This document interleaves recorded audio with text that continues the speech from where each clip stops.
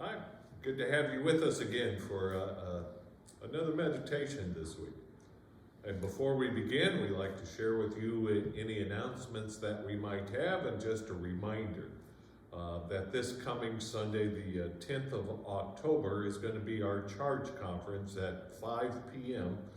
here at the church downstairs in Friendship Hall. Our DS has told us it's going to have a Hawaiian theme. So we invite you to wear your Hawaiian shirt to Charge Conference. I have no idea what he's going to do with that, but he's a fun guy, so we hope that you'll come and be dressed for the occasion. So for this week's lectionary reading, we continue to be in the Gospel of Mark, and just continue on with the stories where we're at.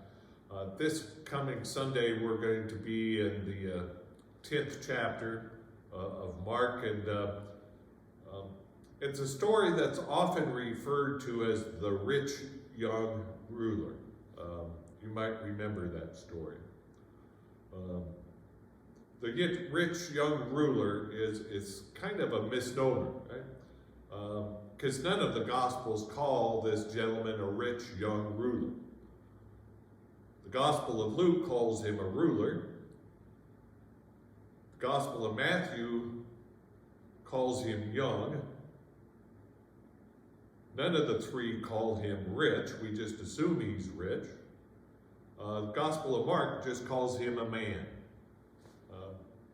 And we're in the Gospel of Mark, so we'll just call him a man. This man comes to Jesus and somewhat searching for the keys to life. First, we notice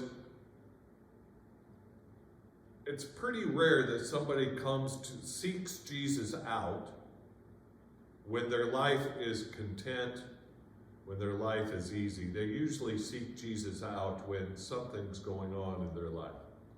So this man comes to Jesus and he says, "What must I do to inherit life?" And Jesus says, "There's the commandments." And the man says, "Of course. I've been obeying all the commandments my life." But it's not enough for him. He still has a feeling that there's something more, that there's something he's missing out on in this life, right? Not just in the life to come, but in this life. So he asked Jesus, "Well, I've done all that. What else, right? I'm not having this feeling of assurance. I'm not having this feeling of hope, so what else?" And Jesus says, "Well, go sell all your possessions and give them to the poor." Well, we read in Mark that the man goes away sad, but we're really not sure why he's sad, right? Is he sad because this suggestion is going to be too much for him and he not do it? Or is he sad because he's feeling a sense of loss as he goes to sell his possessions? Really not sure why he's sad.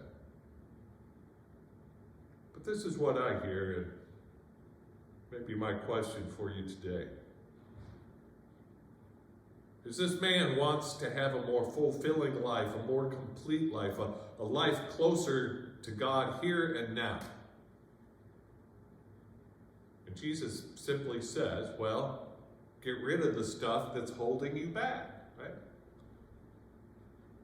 And apparently for this man, it's his possessions that hold him back.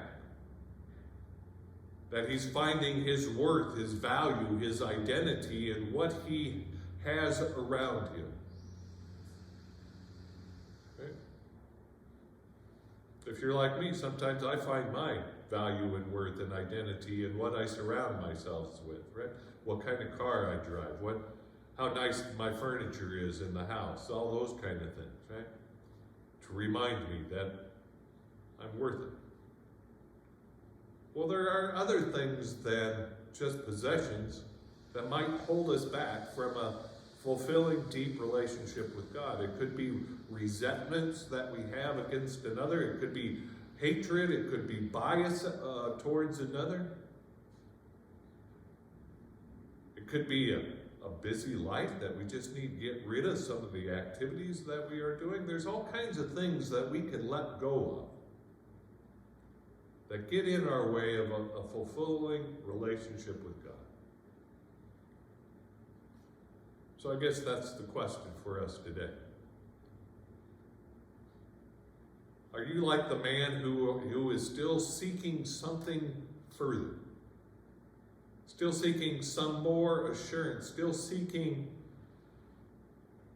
a life that's still eluding you, at least in your relationship with God? And if so, is there something that you can let go of? Is there something that you need to get rid of that will bring you closer to God? Something that stands in the way? A good question. Well, we'll see you on Sunday. Peace.